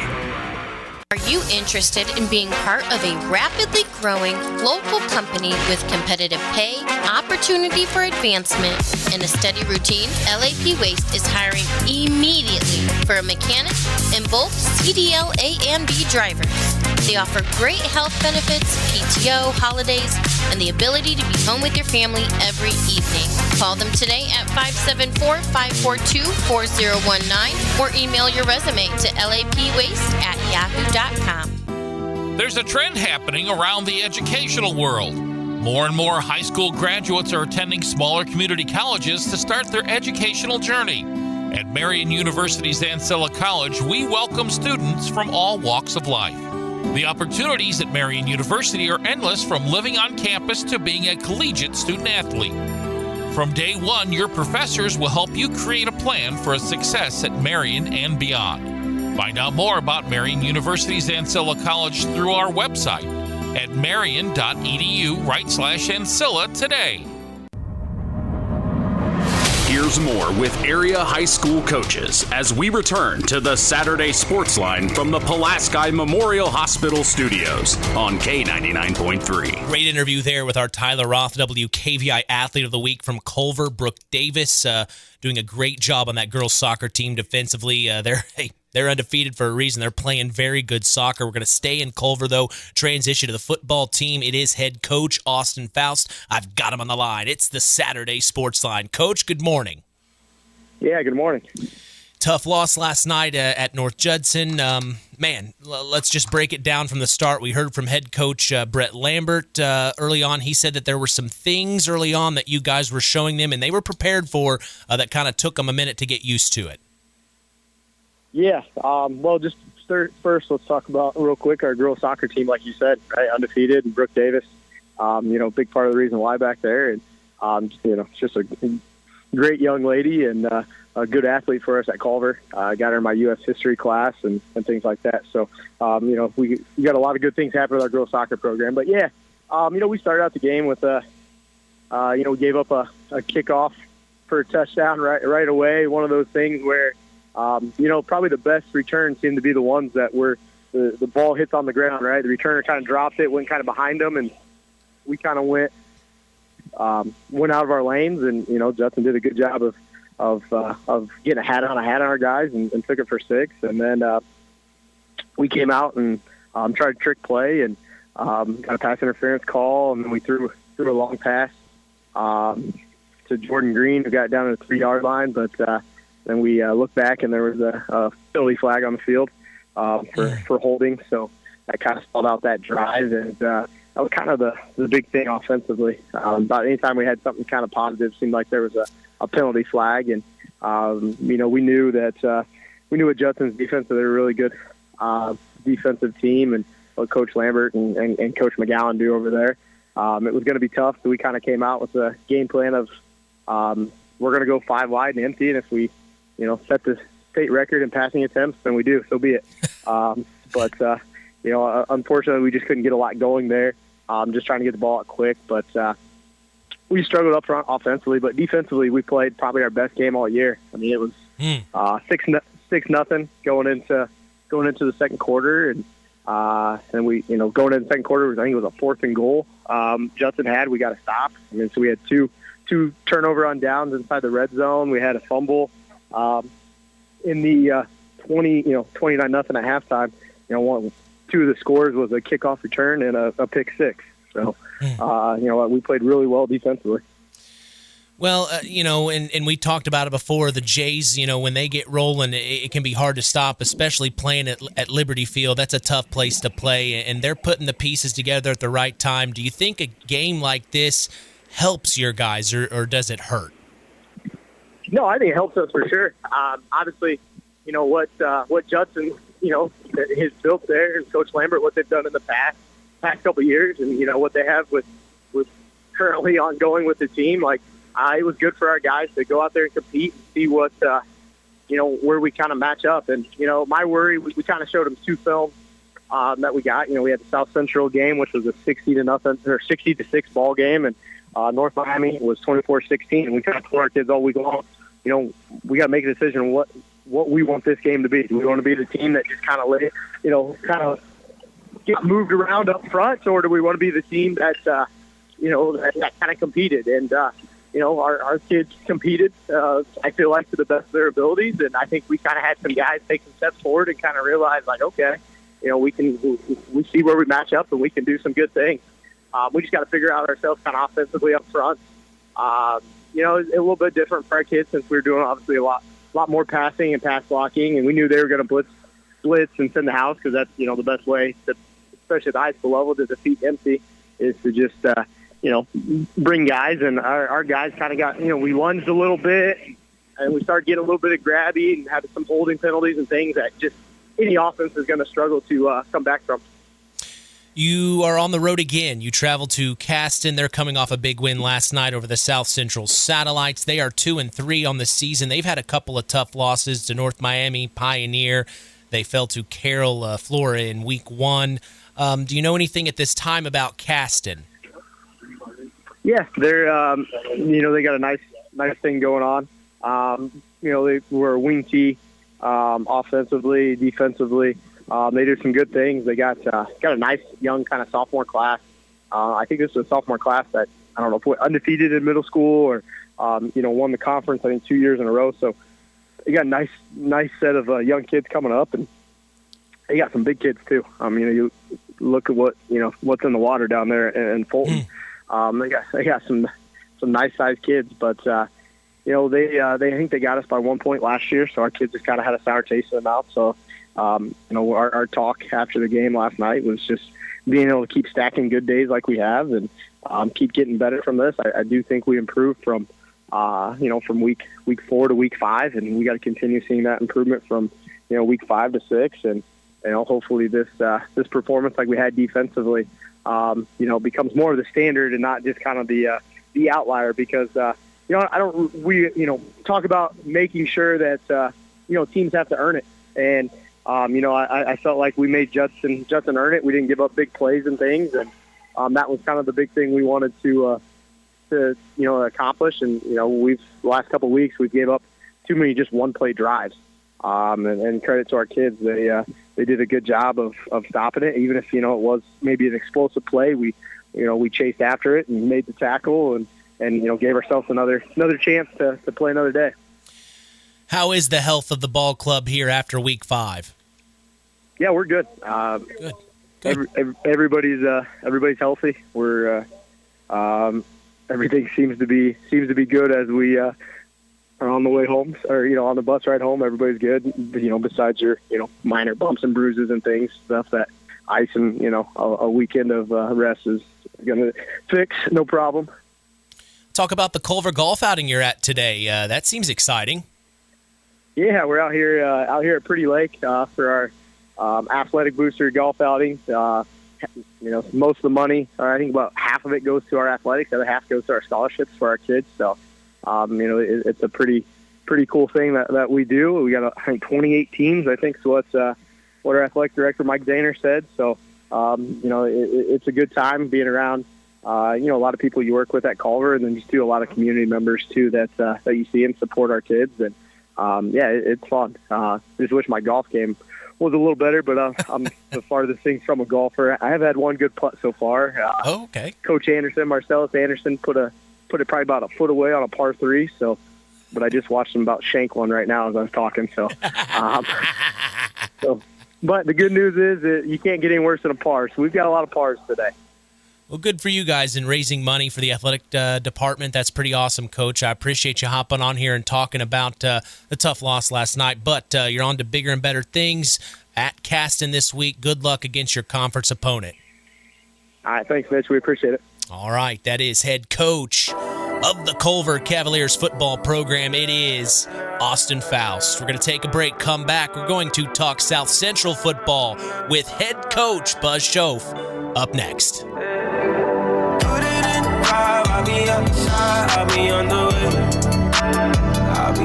way, you can meet me. Takes it, steps back, looking to throw. Another one down the middle. Binwell will come up with the catch at the 45.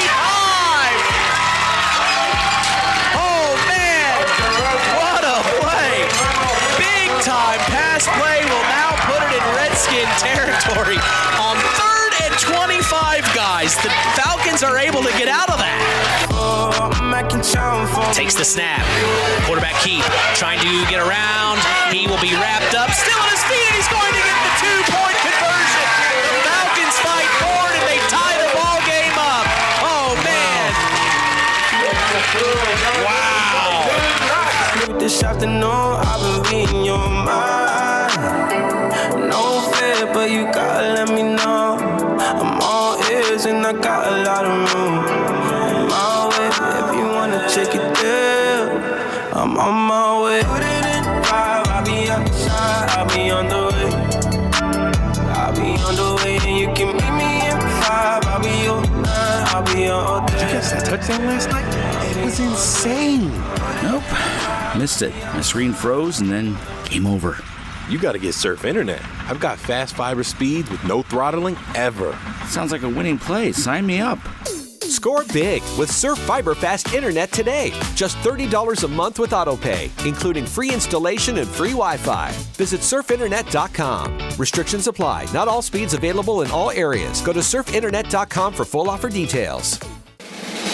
Stay tuned for more sports talk with Mitch Columbi and Chris McGowan on the longest running high school sports show in Indiana, the Saturday Sports Line. Pulaski Memorial Hospital. Quality care closer to home.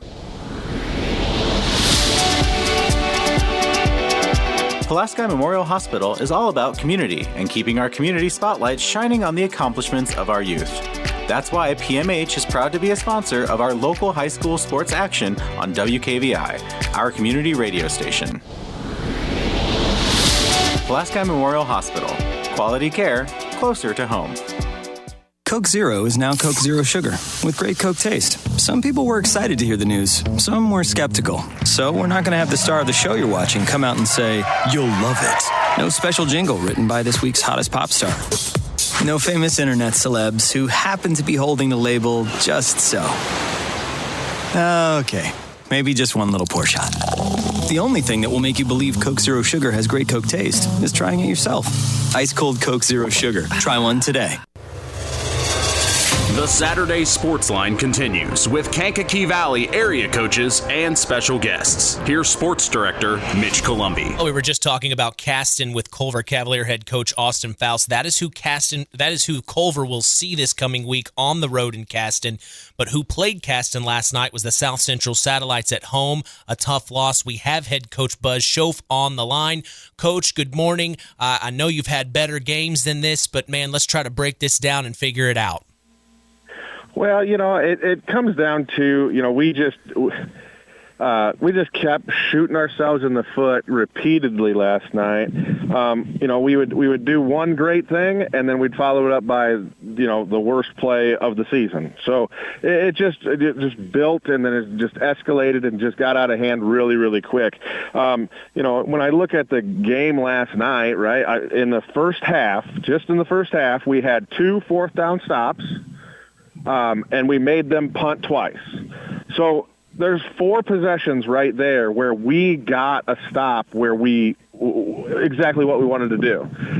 But yet at halftime we're down 33-0. So you get 4 stops, but you still give up 5 scores. Well, that's 9 possessions in the first half. So that just means, our offense just is not executing to the point where they're giving us a shot to win football games, right? Like, for instance, last night we would, we had a drive going. We're getting first downs, 2 or 3 first downs in a drive, and then we get a little selfish and we throw an interception trying to throw across our body across the center of the field. So things like that, and then they turn that into 6 points. So it's mistakes like that, and not executing and not taking what they're going to give you, and then it just builds and builds and builds, right? You're not going to win too many football games with giving them the ball 9 times in the first half. Usually that's how many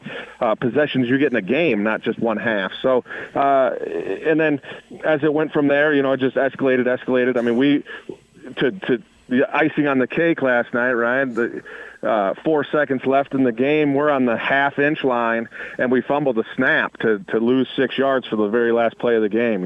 So that just kind of went the same way the rest of the game went. We just couldn't do ourselves any favors. So, the score is what it is, but it's a little deceiving on how we played. I thought we played fairly well. We just gave up the big play, and we didn't execute enough on our end. Yeah, I'm sitting here and I'm thinking 9 possessions in one half. I think combined last night, the 2 teams in the game we did, I think had 6 possessions total in the first half, and they had 9. And they had 9 themselves, yes. Jeez. Wow. That hurts. I'm sitting here, I'm just in this, but that is an astounding stat. Yeah, and that just means that our offense is not keeping them off the field, right? We had, I believe we threw 4 interceptions in the first half, and then we punted twice. And then they had the opening kickoff or whatever it was, or I think we punted 3 times, threw 5 picks, and then they had the opening kickoff to give them their 9.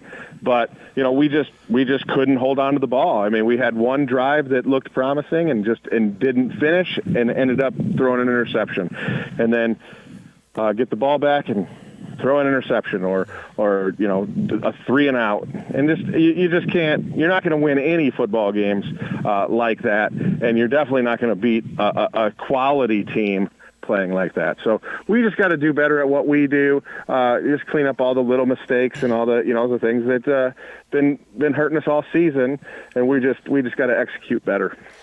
What was something that Caston was doing well? So they last night they kind of came out with what they do, right? They're not going to formation you to death. They're going to, but I thought what we struggled with most last night is we could not get to their will linebacker. He's on the weak side. We're trying to double down to him. And we just couldn't get to him. We couldn't wash that defensive tackle down and then get hands on the will linebacker. And it seemed like he was making every single play in the game last night. We just couldn't get to him.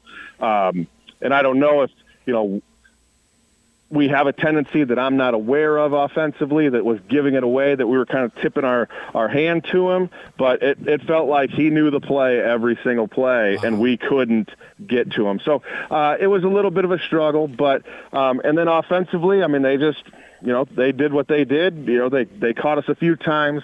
They're going to give you a strong side run, and then they're going to hit you with a counter coming back the other way as soon as your overhang linebacker or your free safety start cheating over to the strong side to stop that strong side run. Then they're going to hit you with a counter coming back, and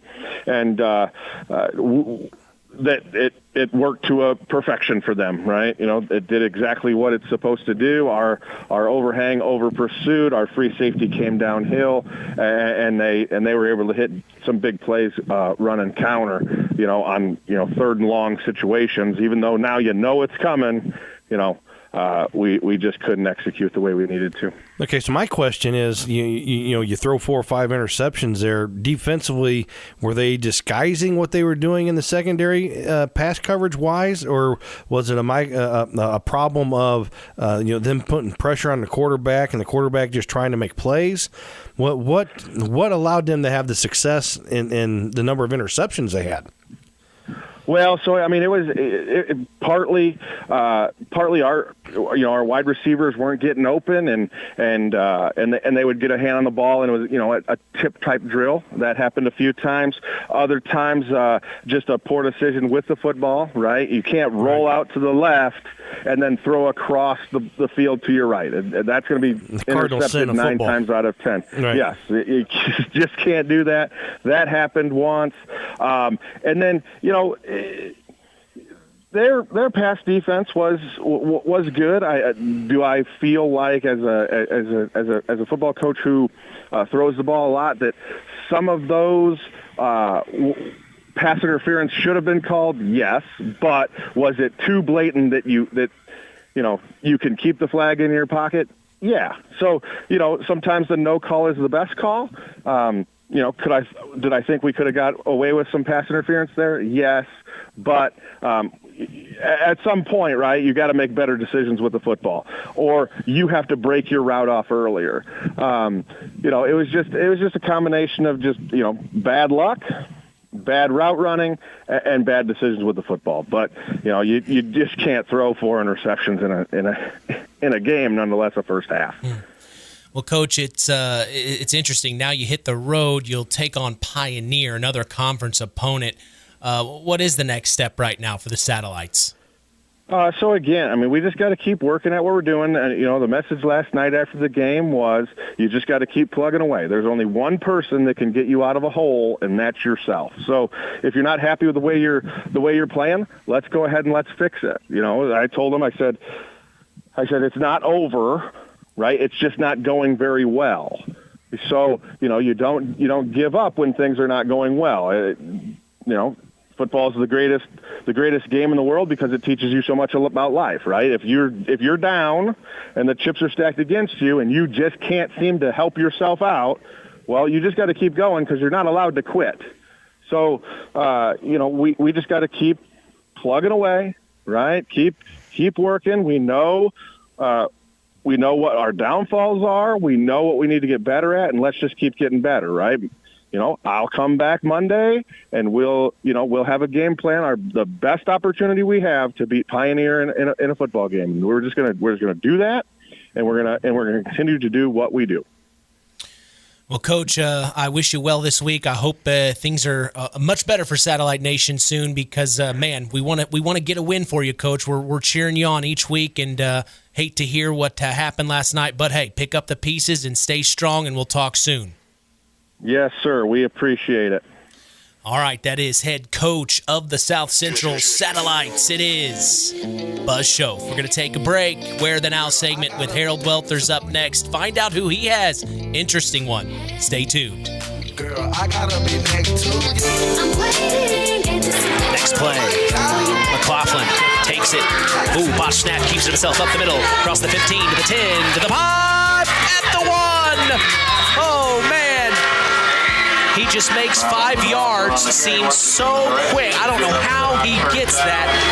He slips right up, and he's able to get an extra 5 yards out of that. I ain't tripping nobody. McLaughlin takes it, using the blocks up the middle, and he'll get the touchdown. Miles McLaughlin, another Knox Redskin touchdown. 34-22. And if we know anything, they're going for 2 here on this one. I'll be on that bullshit. My baby. Frayne Mortuary in Winamac is family-owned and operated with 3 locations serving Pulaski County and the surrounding communities. Frayne Mortuary has provided our community with caring and compassionate service for loved ones. Our licensed staff is available to assist you with pre-need funeral planning and at-need funeral planning. We provide traditional burial and cremation services. We offer a full line of headstones and monuments at Frayne Mortuary in Winamac. It's our family serving your family. It's hard to believe, but time sure does fly by. Collins Insurance Agency in downtown Knox are celebrating over 30 years of taking care of all of your insurance needs in our communities. If I could turn back time. And we're not going anywhere. Stop in and see Jim and the crew at Collins Insurance Agency in downtown Knox. Insurance you can count on from a business you've trusted since 1989. Proud presidential partners of Western Reserve. One of our hometown businesses here in our area in Monterey, it's LAP Waste. Being able to recycle is one of our main goals at LAP Waste. Being able to say that we only take about 8% of our trash to the dump is pretty impressive for us, and we hope to keep building on that. We service an 80-mile circle from Monterey. If you have a small job, big job, or just have a one-time, we are here to make a difference in this area. And that phone number, Kirby? 574-542-4019. Stay tuned for more sports talk with Mitch Columbi and Chris McGowan on the longest running high school sports show in Indiana, the Saturday Sports Line.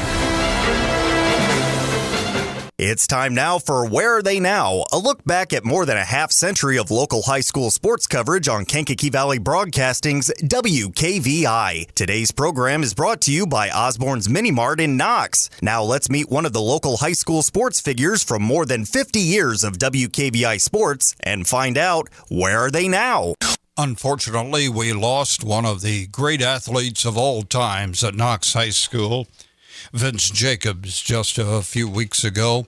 And earlier this year, we had an opportunity to talk with his son, Daniel Jacobs, who was entered into the Knox High School Hall of Fame after his great career at Knox High School before he graduated in 2000. And we thought we would like to pass this along again as we recognize the greatness of Vince Jacobs as an athlete at Knox High School. Well, as we look back on more than 50 years of broadcasting high school sports in the Kankakee Valley here on WKVI, our guest is Daniel Jacobs, a 2000 graduate of Knox High School, and we call this segment, Where Are They Now? So, Dan, where are you now, and what are you doing? Well, Harold, I'm sitting at my desk, just finished up a day of work doing web development. Well, you, of course, were in the 2025 Hall of Fame class at Knox High School. What did being named to the Knox High School Hall of Fame mean to you, Dan? Well, it means a lot to me, Harold.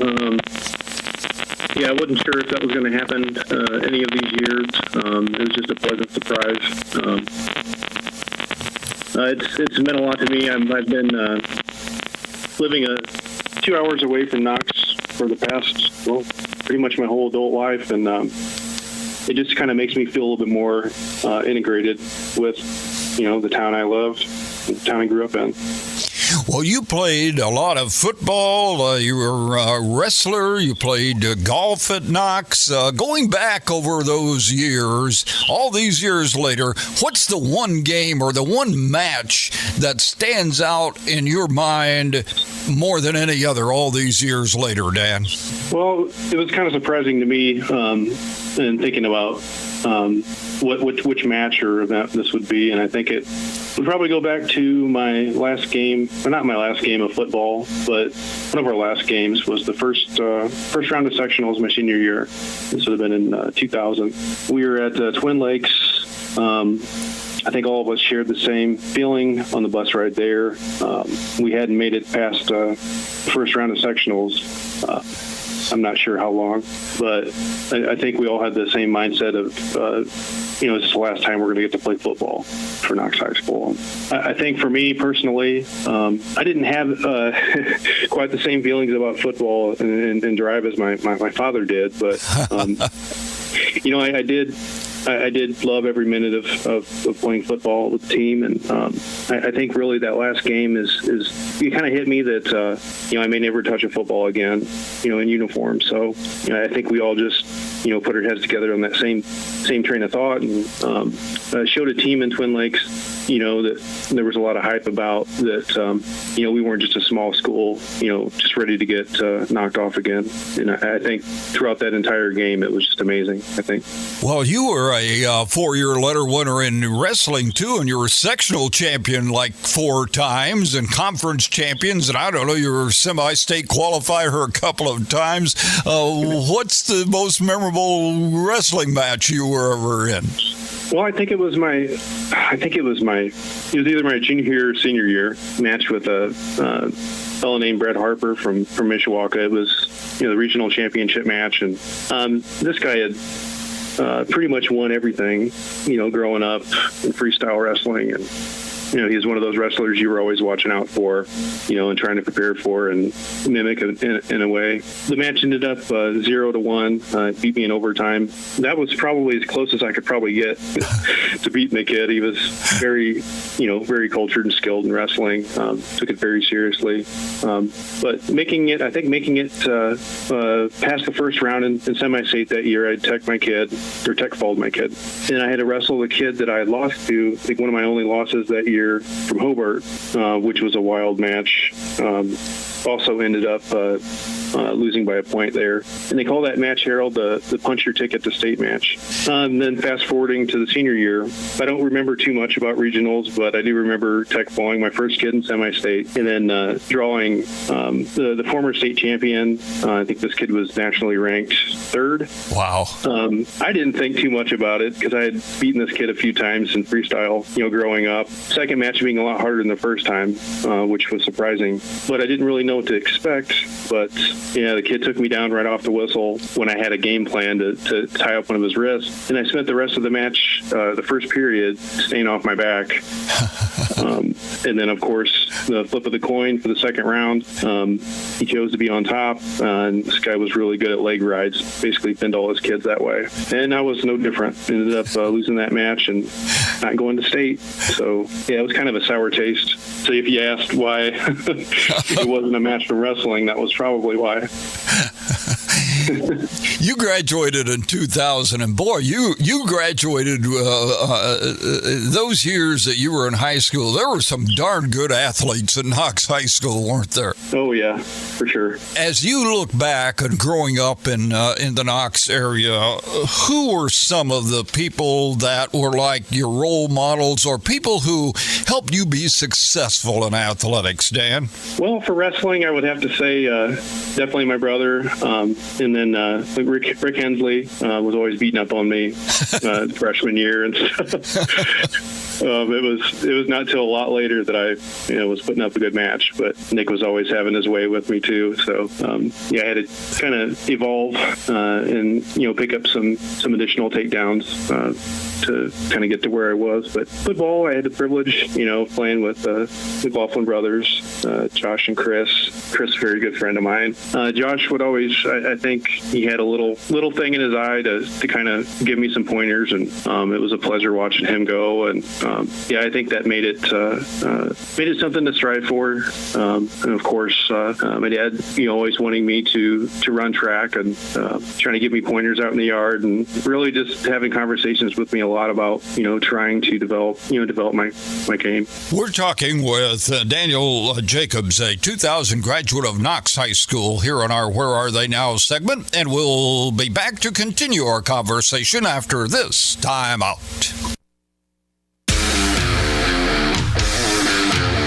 Need a game plan that has your day covered from tip-off to the buzzer? Osborne's Mini Mart in Knox has you covered. Whether you like to start out with a caffeinated full-court press or control the tempo with a Subway breakfast flatbread, Osborne's Mini Mart has what you need. Don't get trapped in the corner with an empty stomach. Call a quick timeout and get 2 hot dogs. Visit Osborne's Mini Mart in Knox at the corner of US 35 and Highway 8 East to guarantee you win the day.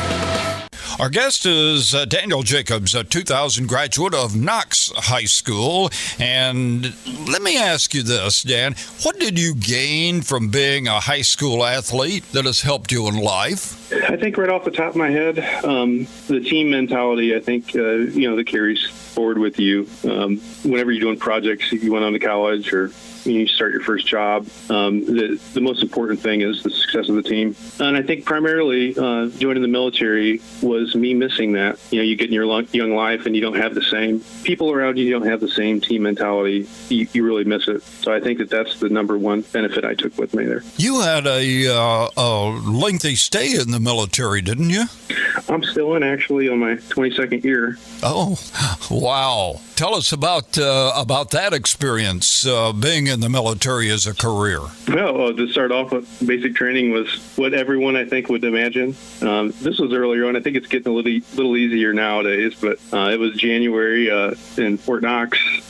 Just had my head shaved, and we were waiting on equipment draw. Well, the first I went through the same thing at Fort Knox many years ago. It was very cold and very strange. It was a lot like I would imagine being locked up would be. You kind of lose your freedoms, and there's nothing about you as an individual there. And I think that's a great experience that a lot of people should experience, and maybe encourage their kids to do, because that'll take a rather undisciplined kid, wink, and really set them forward on a good path, especially the culture of, duty. Right. Finally, Dan, let me ask you this. What advice would you have for young athletes, let's say those middle schoolers that might be listening out there? What advice would you give them if they wanted to have the same kind of success that you've had? Harold, I think this might go a little on the side of looking at the successes I had. I think a lot of that's attributed to just the years and years and years of wrestling I had before school, and then a good teams to play on. But honestly, I think when we're talking about wrestling before and where it left off, I think I only had myself to blame for where it ended. And then for football as well, not really seeing it for what it was until the end. I think just taking things seriously and kind of trying to step outside of yourself and let let yourself kind of come to the realization or feel what it's all about and think ahead, 5-10 years down the road and make yourself wonder if you'd miss that or what you'd miss about it, because it's really about the people that you're with. That's the only thing that I really remember. I can't tell you about specific matches or anything like that. But like the year I had in golf, I just wouldn't trade it for the world. You're just with your friends, you're with people you care about, you're doing something that represents the school. I think more than personal success, it's take it seriously and try to be the best contributor you can to the team, because the team success is what you'll remember, not really individual, unless it's a strictly individual sport. And that certainly carried over for you in the military. Yes, I've tried to take every field training in that same mindset of, what can we accomplish as a team? What things were done before? How can we make this something memorable? Because it really is about, there's nothing important about it besides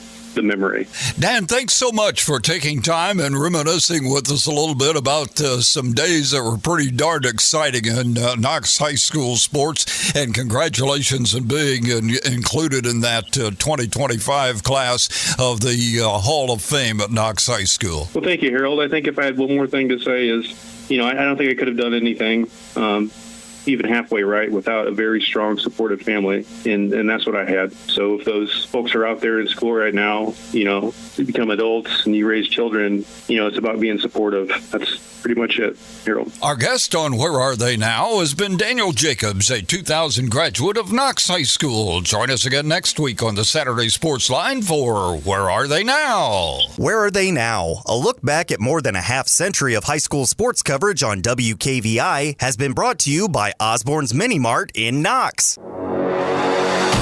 Join us each Saturday morning on WKVI for the Saturday Sports Line and worldwide on WKVI.com.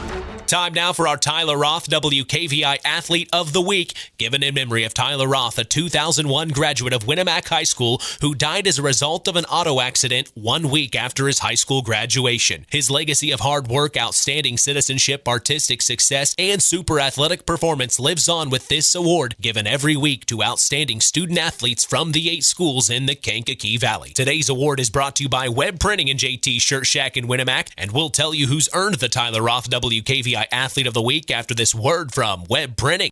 Web Printing and JT Shirt Shack and signs of all kinds in Winamac is where all of your printing needs can be met.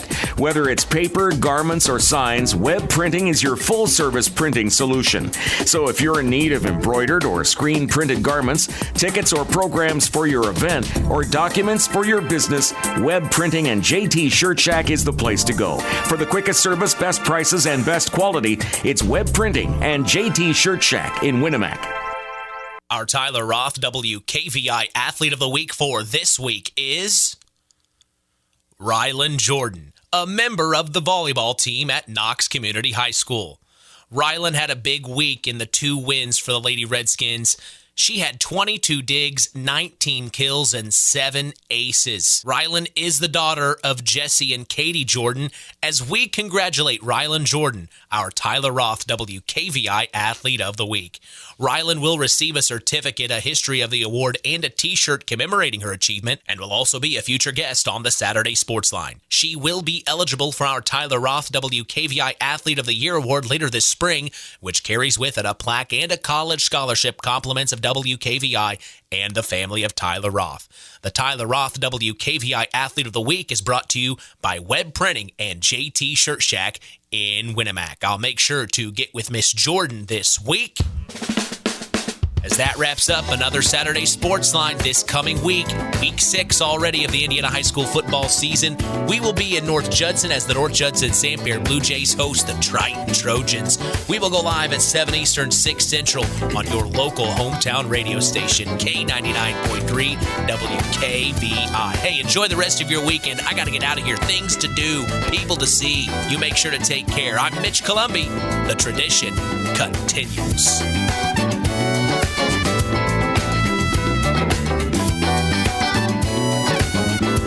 From the Pulaski Memorial Hospital studios of Kankakee Valley Broadcasting's WKVI, you've been listening to the Saturday Sports Line with Sports Director Mitch Columby and Sports Analyst Chris McGowan.